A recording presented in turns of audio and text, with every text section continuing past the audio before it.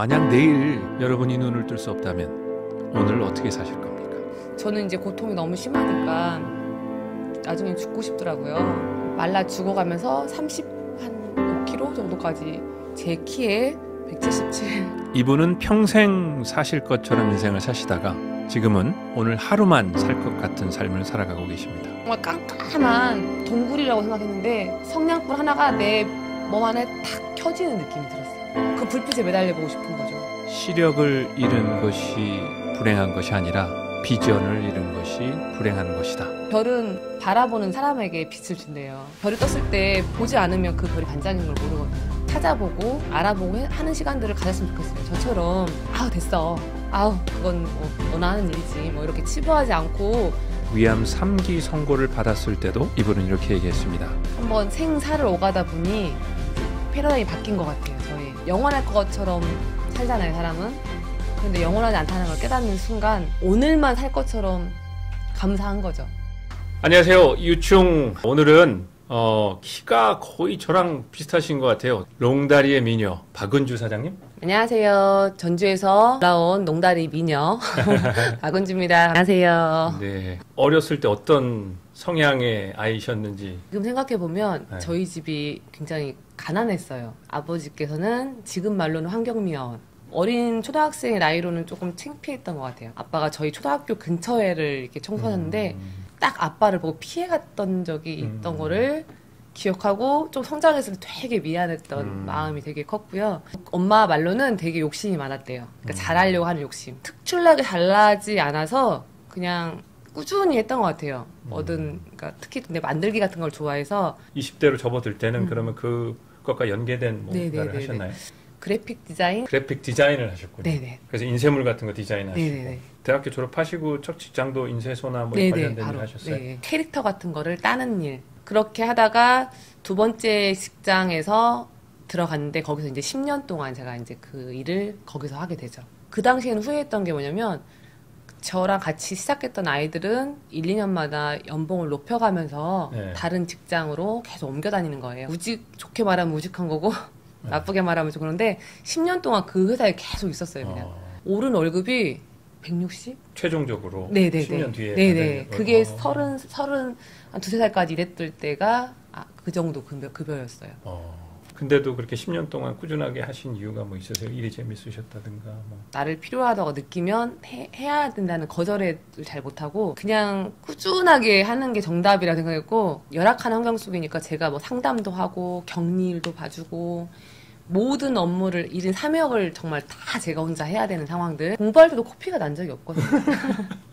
그러면 이제 10년 동안 그 일을 하시다 보면 승진을 하시던가 아니면 뭐 노하우가 생기니까 다른 쪽에 어떤 기회도 보이거나 뭐 이런 거 있지 않으셨어요? 몸이 너무 지쳤어요. 30대 초반이었을 때. 그래서 정말 그만두고 싶은 거예요. 그만둬야 된다 하니까 옮기겠다. 왜냐면 디자이너가 없으면 공장 운영 자체가 안 되니까 여기를 저한테 주신 거예요. 근데 어차피 다 하는 일이거든요. 그러니까 격리, 상담, 견적 안 해본 게 없이 제가 다 했던 일이기 때문에 너무 저한테는 수월하잖아요, 그 일이. 네. 그리고 이제 남편하고 이제 주말 부부로 살 수 있으니까 얼마나 좋아요. 그죠? 안 좋은 거 아니에요? 안 좋은 거죠. 10년 동안 모았던 돈이 5천만 원이었어요. 네. 그 돈을 주고 인수를 받았죠. 그렇게 10년을 했을 때 200이 넘지 않은 돈이었는데 딱 그 한 달 만에 막 500, 700이 되니까 그 다음부터 정말 하는 일 족족 1,000만 원, 2,000만 원, 막 3,000만 원 이렇게 버니까 너무 이거지 막 이런 생각이 드는 거예요. 갑자기 수익이 많이 늘어나니까 뭐 삶의 변화도 생기고 생각의 변화도 생기고 그랬을 것 같은데요. 퍼주는 기쁨을 제가 좋아하거든요. 나눠주는 걸 되게 좋아해요. 근데 정말 여유 있게 나눠주니까 더 행복한 거예요. 엄마, 그다음에 시댁 이런 분들한테 뭐 TV도 놔드리고 세탁기도 바꿔드리고 뭐 냉장고도 바꿔드리고 이런 것들, 그다음에 엄마 용돈을 넉넉히 들 수 있는 거. 몇 년 동안 이 사업을 하셨고 몇 년 동안 잘 되신 거예요?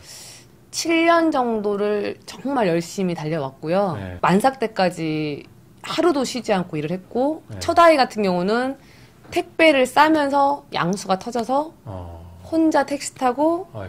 혼자 가서 애를 낳는 상황. 그렇게 하고 금요일 날 아이를 낳고 제가 월요일부터 다시 출근을 해서 둘째 아이도 또 금요일 날 아이들이 신호가 와서 또 월요일부터 일을 했고 일부러 금요일 날 하시는 거 아니에요? 애들이 효녀예요. 엄마가 너무 바쁜 엄마인 줄 알아가지고 조리원에서도 도대체 엄마가 누구냐.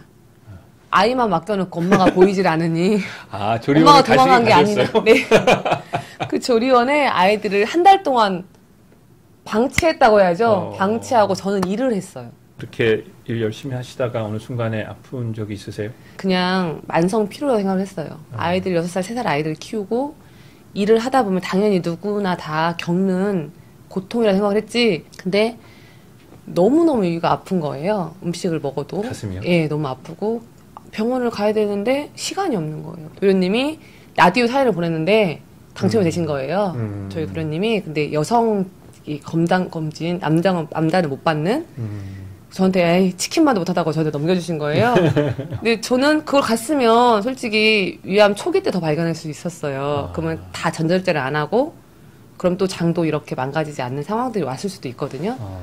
근데 그걸 또 다른 사람 넘겨준 거예요. 바쁘셔서. 바쁘고 괜찮을 거라 생각을 했어요.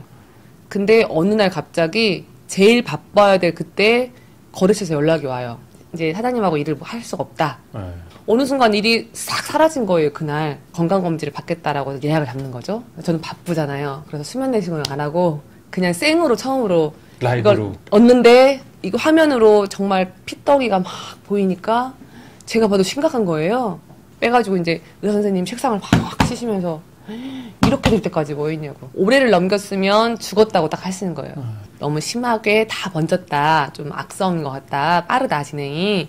얼른 빨리 수술을 해야 된다. 처음으로 너무너무 인생이 좀 서글프다고 해야 되나? 네. 열심히 살아왔는데 막 이런 생각 들면서 막 이제 울면서 나가는데 또 한편으로는 되게 감사한 거예요. 아니 드디어 제가 쉴 수 있게 됐습니다. 너무 감사합니다. 이런 기도가 나오는 거예요, 진짜 실제로. 그래서 그러니까 너무 간절히 쉬고 싶었던 것 같아요. 근데 이제 이거를 쳇바퀴 돌듯이 누구 하나가 딱 꺼내줘야 되는데 못 꺼내니까 미련하게 거기를 막 돌고 있었던 것 같아요. 그날 그 일을 싹 멈추게 했던 것을 저는 이제 제가 믿는 신이 있으니까 네. 그런 생각이 들더라고요, 정말. 근데 병원의 실수로 수술을 잘못해서 장을 다 망가뜨리는 상황들이 온 거죠. 제가 2주 넘게 이렇게 마루타처럼 온몸에 코스를 다 이렇게 구멍을 뚫어가지고 내가지고 이제 주렁주렁 매가지고 원인을 알 수 없으니까 아무리 사진을 찍어도 모르겠다고 하시는 거예요, 병원에서. 그러면서 안 되겠다, 다시 복강경으로 구멍을 내가지고 속을 한번 봐야겠다라고 해서 수술을 다시 제2차로 첫 번째는 담담하게 들어갔거든요. 네. 두 번째는 눈물이 막 나는 거예요. 왜냐면 집에 6살, 3살 아이들이 있는데 저랑 똑같이 들어온 사람이 있었어요. 그 사람은 친구는 죽어서 나가고 저는 이제 살았거든요. 그런 과정을 거치면서 이제 한 달 넘게 있다가 집으로 돌아왔죠. 빼짝 말라가지고 거의 못 먹었어요. 그러니까 밥 한 숟갈을 먹으면 아파가지고 다 개워내고 물도 뭐 벌컥벌컥 못 마시고 그냥 입만 축이는 정도로 그렇게 계속 죽어가는 상황들이 생기니까 병원에서는 해줄 게 없대요. 아이들이 제가 맨날 눈을 감고 있으니까 엄마 눈 좀 뜨라고 이렇게 눈을 맨날 강제로 열어요, 이렇게. 저는 이제 고통이 너무 심하니까 나중에 죽고 싶더라고요. 말라 죽어가면서 35kg 정도까지 제 키에 177 죽고 싶으니까 맨날 기도를 하는 거죠. 내일 되면 눈을 뜨지 않게 해달라고 맨날 이제 기도를 하는 거예요.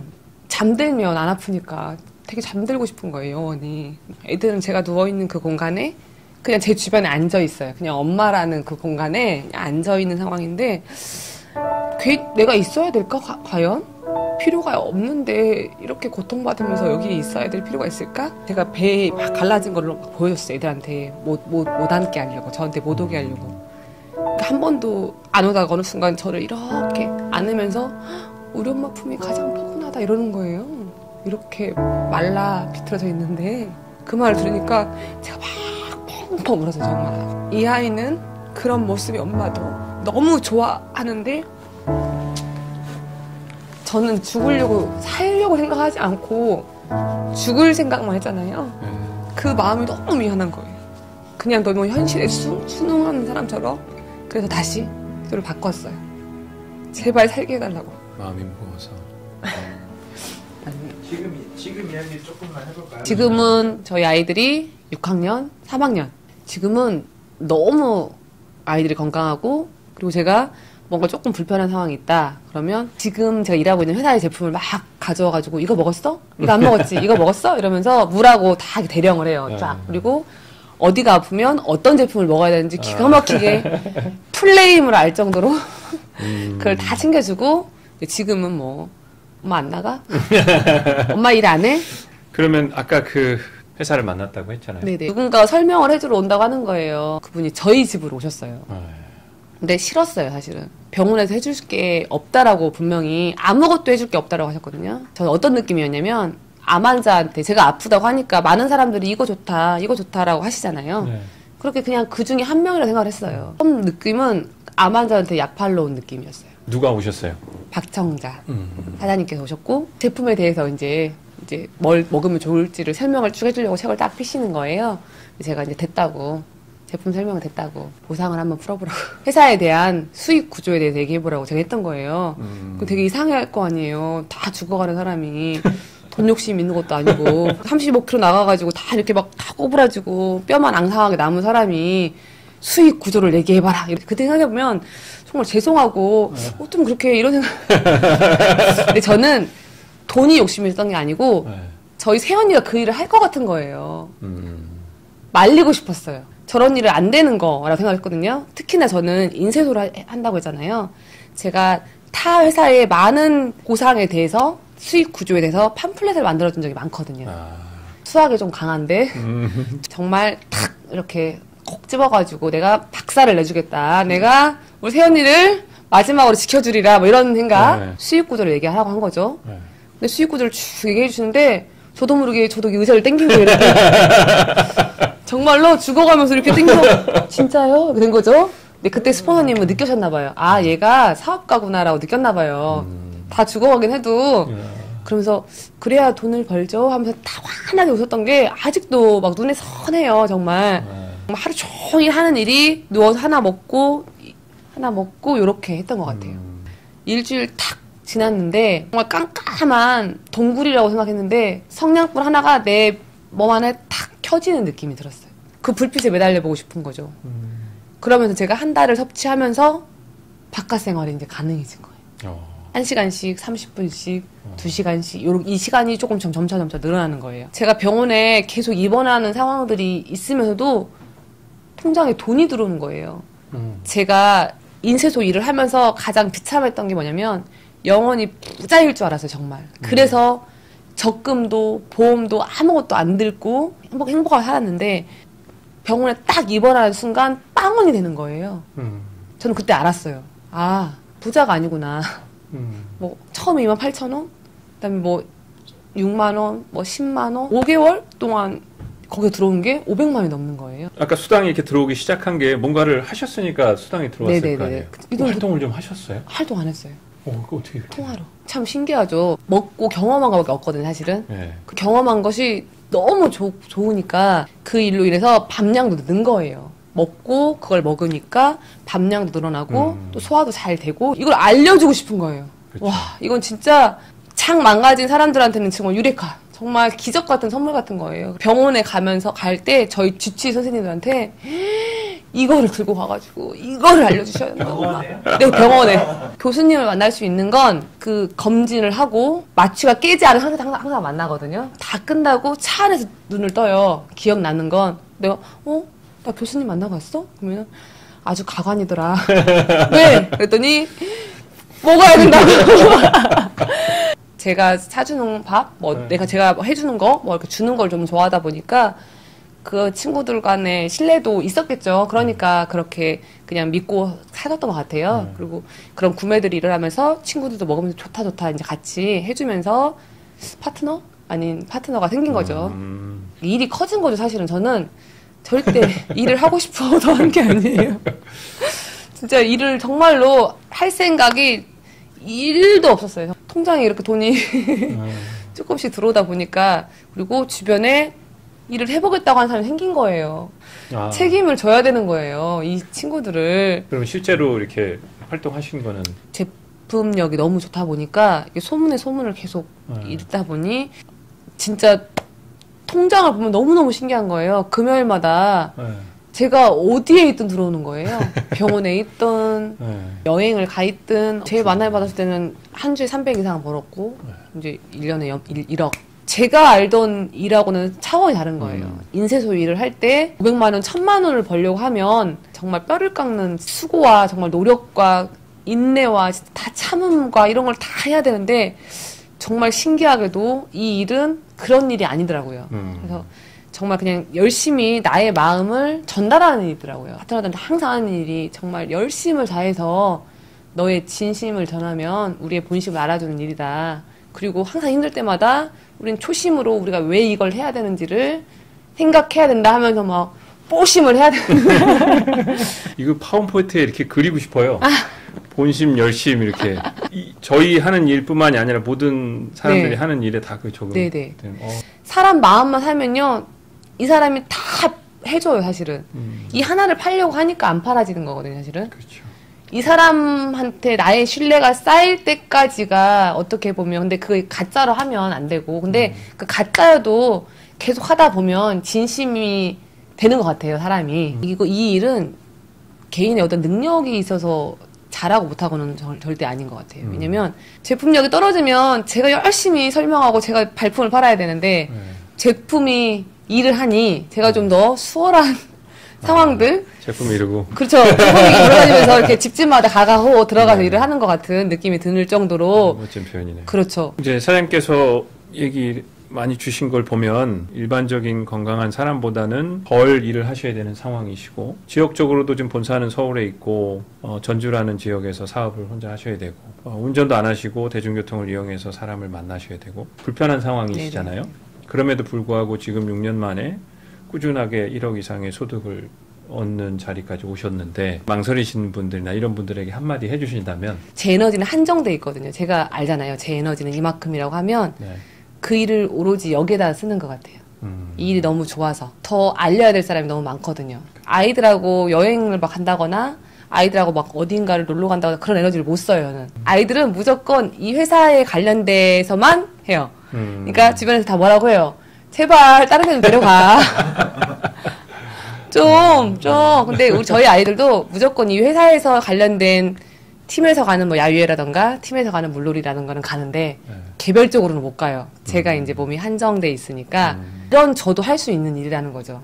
일단은 해보면 정말 별게 아니라는 거. 그리고 이게 또 반복되는 일이거든요. 또 제가 좋아하는 말은 별은 바라보는 사람에게 빛을 준대요. 이 말이 전 너무 좋은 거예요. 별이 떴을 때 보지 않으면 그 별이 반짝이는 걸 모르거든요. 그러니까 일단 바라봐야 되거든요. 찾아보고 알아보고 하는 시간들을 가졌으면 좋겠어요. 저처럼 아우 됐어. 아우 그건 뭐 너나 하는 일이지. 뭐 이렇게 치부하지 않고 좀 들어봤으면 좋겠어요. 그 사장님 하시는 말씀 중에 계속 반복되는 얘기가 하나 있어요. 남들은 땅을 치고 분통해야 되는 억울해야 되는 그 시점에도 감사를 찾았고 그게 다가 아니라 거기서 더 안 좋은 상황까지 갔을 때도 또 감사를 찾았고 정말 감사한 상황에는 또 더 감사하고 이게 그냥 사장님의 생활이세요? 아니면 지금도 그렇게 매일 감사하면서 삶을 살고 계세요? 한번 생사를 오가다 보니 이제 패러다임이 바뀐 것 같아요. 저희 영원할 것처럼 살잖아요, 사람은. 그렇죠. 그런데 영원하지 않다는 걸 깨닫는 순간 당연하지 않다는 걸 알았고 오늘만 살 것처럼 감사한 거죠. 그래서 이런 눈을 주신, 이런 생각을 주셨다는 자체가 아미 고마운 거예요. 그러지 않았다고 하면 영원히 할 것처럼 누군가에게 밥 한번 먹자, 나중에 먹자. 지키지 못할 약속들. 왜냐면 영원히 살 거였으니까. 그렇죠. 사장님께서는 밥 한번 먹자 나중에가 아니라 지금 밥 먹자 이렇게 얘기하세요. 그래서 누군가 문득 떠오르면 카톡을 막 보내요. 보고 싶어. 보고 싶어서 톡 했어. 언제 볼 수 있어? 이렇게. 그러니까 어떻게 보면 즉흥적인 사람이 된 건데 그냥 그때그때마다 보고 싶고 만나고 싶다라는 말을 전하죠.